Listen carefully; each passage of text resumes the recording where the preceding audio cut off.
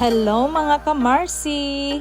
For today's video ay moadto mi og bukid ni Father. And of course, kujug maboy ang inyuhang kamarsi kay para ma-exercise pod ta og huwasan.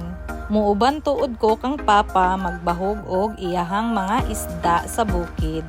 While nagbaklay mi ni papa, nagvideo ko sa mga palibot kay giganahan gid taon ko magtan-aw sa palibot na grabe ka nindot sa mata tan-awon.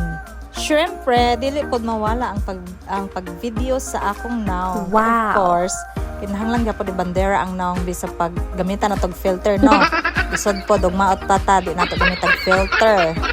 So pila ka oras namo na baklay mga Marcy, nakaabot nami sa bukid ni Papa. Charot lang. Ganahan kay ko sa view diring dapita mga ka-Marcy kay grabe ka refreshing yun sa mata as in. So naa nami sa fish pond nila mama ug papa.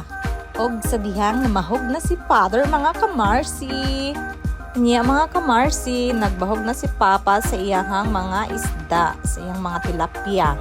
Makalingaw na gyud tan-awon mga ka-Marcy kay dagko na gyud ang mga tilapia, pwede na siya kilawon. Sugbahon, tulahon.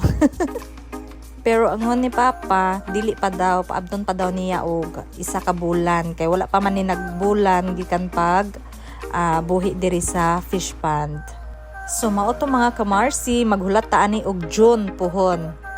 Makakaon na ta og libreng isda, libreng tilapia, libre kilaw, sugba, tula, gata. Ay, kalami gid naon-naon. Unya si Papa naghangad-hangad. Unsa imong gihangad diha pa? May bunga na.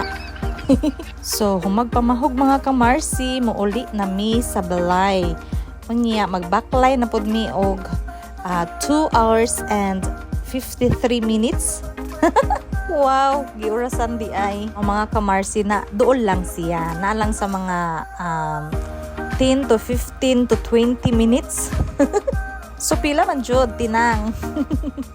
Na lang yun na sa 10 to 15 minutes. Ana lang ka-Marcy kalayo, baklayon. So while nagbaklay mi pauli mga ka-Marcy, nag-video na pod ko kay ganahan lagi ko sa view lagi diring dapita lagi. Makawala sa stress gyud ang bukid. Tinuod gyud na mga ka-Marcy.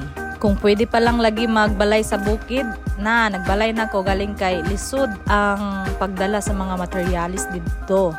Walay saktong dalan, walay saktong agihan. Basin puhon, mabutangan na nagdalan. Char, manifesting. So that's all for today's video mga ka-Marcy. Thank you for watching. God bless.